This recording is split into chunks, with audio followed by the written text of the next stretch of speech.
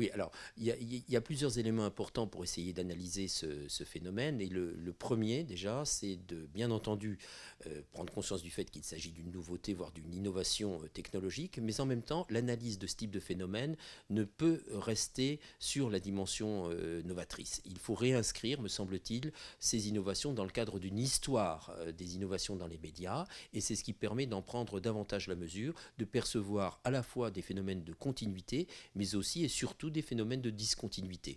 Donc ça relativise le poids de la révolution numérique, au profit d'une mise en perspective historique qui permet d'avoir un regard davantage à distance par rapport à ce qui est présenté comme quelque chose de totalement inédit.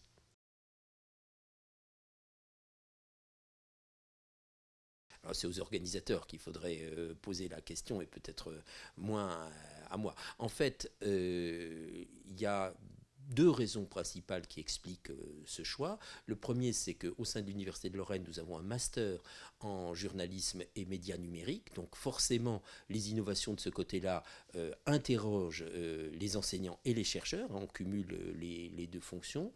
Et deuxième élément, il y a un programme qui s'appelle Holki, qui nous permet de travailler sur la question de l'automatisation du traitement des langues, et on constate que dans le journalisme, ce type de pratique arrive, il y a des machines qui calculent et qui produisent du texte, donc du coup le rapport des professionnels à cette innovation est évidemment source d'interrogation pour eux, comme pour les citoyens, comme pour les lecteurs de tel ou tel support.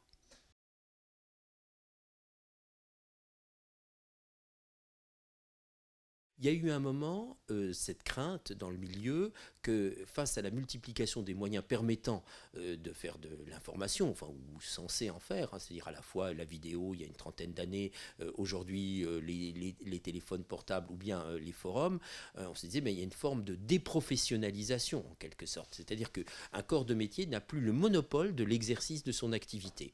Et du coup, chez les professionnels, il y a eu cette crainte relative, mais d'une disparition. D'où une redistribution des cartes pour en quelque sorte reprofessionnaliser différemment le groupe des journalistes. Donc je ne crois pas du tout qu'ils vont disparaître, simplement peut-être que leur fonction, le rapport qu'ils ont au public va changer. C'est ce qu'il faut essayer d'observer. C'est pour cela d'ailleurs qu'on avait créé un observatoire du web journalisme qui permettait d'observer, comme son nom l'indique, mais aussi d'analyser les mutations en cours.